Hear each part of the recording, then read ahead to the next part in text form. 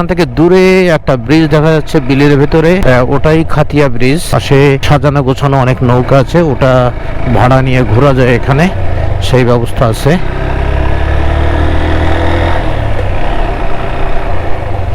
তো এখানে প্রচুর অটো চলে। আপনারা যারা আসতে চান আর কি, যাদের প্রাইভেট কার অথবা বাইক নাই বা থাকলেও যারা বাই রোডে আসতে চান, তারা গাজীপুর থেকে বা টঙ্গী থেকে আগে পুবাইল আসতে হবে। পুবাইল আসার পরে পুবাইল বাজার থেকে এখান থেকে অটো দিয়েও আসতে পারবেন। খুব বেশি ভাড়া হয়তো পড়বে না এখানে। বাহ, অনেক সুন্দর জায়গা, অসাধারণ লোকেশন। তো আমরা আসলে এরকম একটা লোকেশনই তো চাচ্ছিলাম।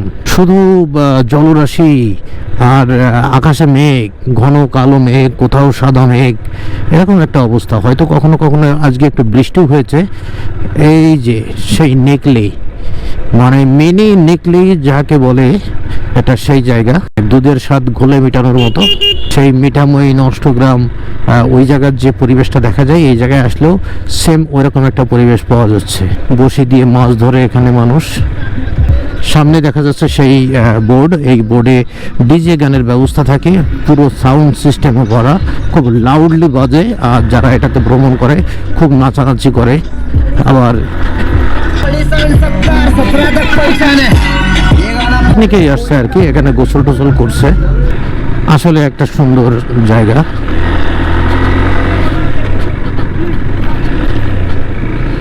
এই সেই খাতিয়া ব্রিজ।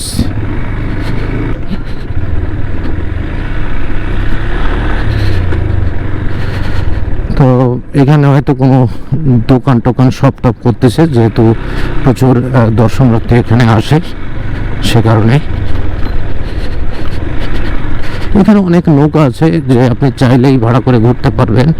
পুরো যত দূর চোখ যাচ্ছে শুধু জল আর জল।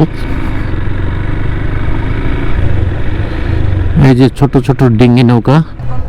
1 ঘন্টা কত নেন? 300 টাকা, তাই না? আর আধা ঘন্টা করলে কত নেবে? আধা ঘন্টায় 200, 1 ঘন্টায় 300।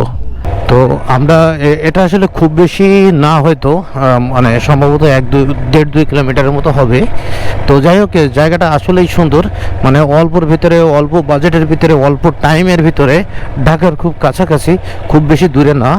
গুলশান 2 থেকে এটা সর্বোচ্চ কত 25 কিলোমিটার হবে এরকম। তো এটা খুব বেশি দূরে না। তো এখানে আসলে একটা নিকলির ফিল পাওয়া যাচ্ছে, পুরো হাওড়ের ফিল পাওয়া যাচ্ছে। এটা আসলে অনেক কিছু, অনেক পাওয়া।